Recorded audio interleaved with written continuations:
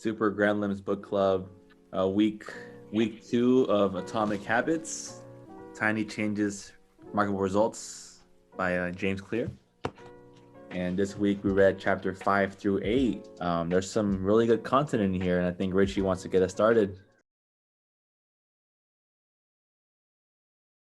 5 is just a continuation of the first law, make it obvious. I think so. Chapter 5, it was about the whole implementation intention. That was really interesting because that's sometimes the one thing I lack is I just kind of wing shit, and that was a really good chapter about setting a time or just stating your intention for something and how much more effective it is. I think it's true. Yeah, I think I'm going to start doing those things. Like I will action at time in location, like having those like implementation statements. What if it's when I go out on Friday, I will buy a girl a drink at 11:45 p.m. no matter who it is. This guy's gonna be on a weekday when 11:45 hits. He's gonna feel all anxious. I gotta buy a drink somewhere. Dude, habit stacking. Yeah, I think that's like a good one too. I think I've done that kind of like just like unconsciously, or like when I'm on break, that's when I walk. So I stack the walking with my breaks, and then I stack the book like on top of that. It's like killing two birds with one stone. I think for me, it's like, so a bad habit I have is when I get off work, I will either lay down in my bed or go to the living room and like sit down on the couch. Yeah. I think what I should do is the moment I clock off work, put my workout clothes on, like immediately after. Yeah, that'd actually be a good one. And then fall asleep. This one's deep. Yeah. It can be applied to so many things when you think about environment and the stimuli or things that are in front of you, etc. I think he made the examples of like where you like placement, right? Placement of for example, foods and like snacks and shit. Like instead of having like all the junk food out like in the front of your counter, like only having like healthy ass shit. And it's true about the fruit. I always put the fruit in my fridge, the bottom of the fucking drawer, and it goes bad versus having it out like on this little table here and just killing it. Makes sense. For me, I have a hard time like not getting distracted in my room, and I think it's just because I can see my bed versus like when I'm in the library. It's like makes it so much easier to get shit done just because the environment's just study. That's true. Yeah, but there's so much you can apply to this, like shaping your environment. Like chapter 6. Yeah, like whether it's putting like your book next to your bed or putting something you need to do like somewhere where it's easily accessible. Like, there's a good chapter. They would put the candy where you pay because that's what you see. Right. People just grab them. Yeah, that's a crucial one for sure. It makes me think about like bigger picture shit with the environment, like when you live in a bad neighborhood, right? And like maybe there's gang members like down the street and how it's like right in front of you, so you can become part of that shit. Or man, this applies to a lot of shit. There's no escape. There's no escape, man. Yeah, it's like big picture shit, like environment really is. Yeah, I like that shit because, like motivation versus environment, like you can shape your environment. It doesn't matter how motivated you are if you don't control your environment. Right. Bro, I feel like with chapter 6, like I'm going to change everything about like my surroundings. Everything I see, I want it to be like intentional, Jeez. Everything that like I look at. Next to his bed. This guy. Dude, I don't even have lotion next to my bed. I don't know about Robin though. The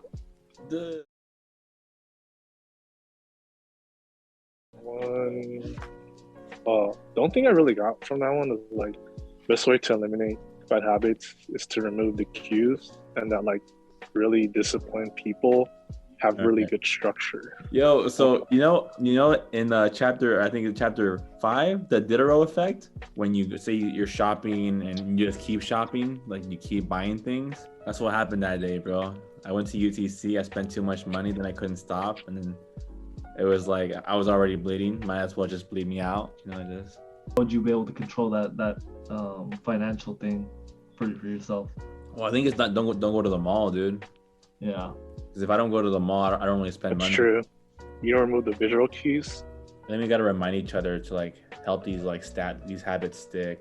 I gotta think about placement. I gotta be conscious of placement, like placement. You know. Why'd you go to the mall? I needed black pants. So you just went for black pants and it ended up being a lot more? Yeah, because I bought 2 pairs of black pants and then I bought a sweater and some other nice looking shirt at Rod and Gun. That's the Diderot effect? I think so, yeah. It is because I only went for the pants and I was like, oh, I gotta have a sweater too. I'm already here. Damn. Anthony, when's the last time you fell victim to the Diderot effect? I think Anthony's is like his tech. Like No. I was gonna say that. I used to be like that, right? Yeah. I used to be like that. That's why I have like a MacBook Pro 15, a MacBook Pro like 13, and I have 2 iPads. Jeez. Yeah, 2 iPads. But I haven't bought tech since the iPad Air, the last iPad. And you know like what a big part of it was? Like I stopped looking at like tablet reviews. I used to look at that shit a lot, like all the different reviews. I stopped looking at that shit. I took away like the visual thing, and that shit's expensive as fuck too. But I think that's like I'm true with like that with like hats too, right? Like let's say you get a hat of one color, or like a jeans of like one style. I always want to buy like the variations. I don't know if it's like that for you guys too, but that's another like where I get caught up in that. Oh, for sure. If I find something I really like, whether it's a pant or a shirt, something I fall in love with, I gotta buy different colors. So we're not as strong psychologically as we thought we were. We're falling victim to all these effects. Self-awareness is important. I'm gonna be at the mall like, damn, this is Diderot effect. Fuck it. This guy. They were like, what are you talking about, bro? This guy's kidding. This guy would really make a conscious effort if he caught himself to be like, all right, I'm falling victim to the Diderot effect. Let me take away the environment here. I'm gonna tell a salesperson, you're not gonna Diderot me. They'll be like, who's that? They can be like, say it again.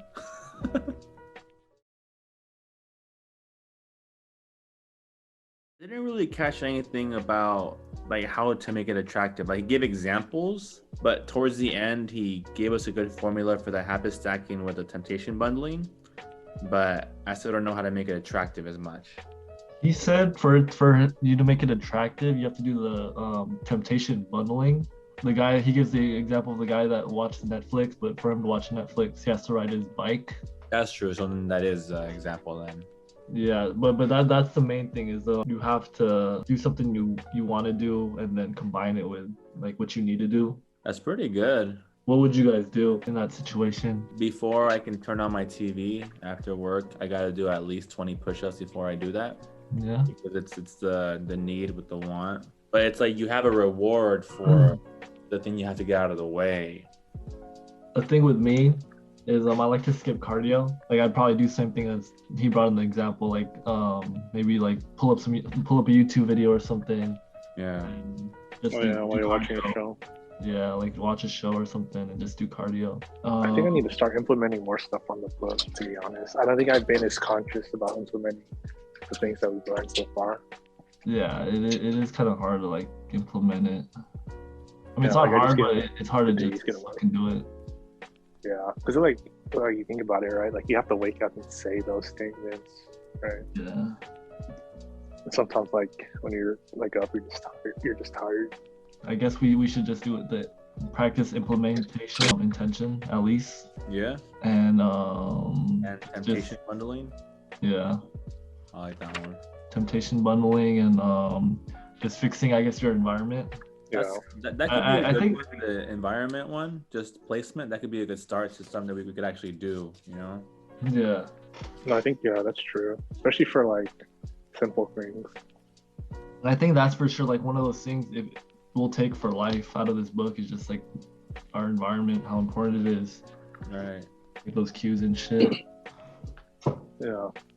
But sometimes it's hard to take yourself out of a comfortable environment too. Like an environment that you're so used to. When Anthony was doing the Zoom meeting like this, like laying down. Yeah.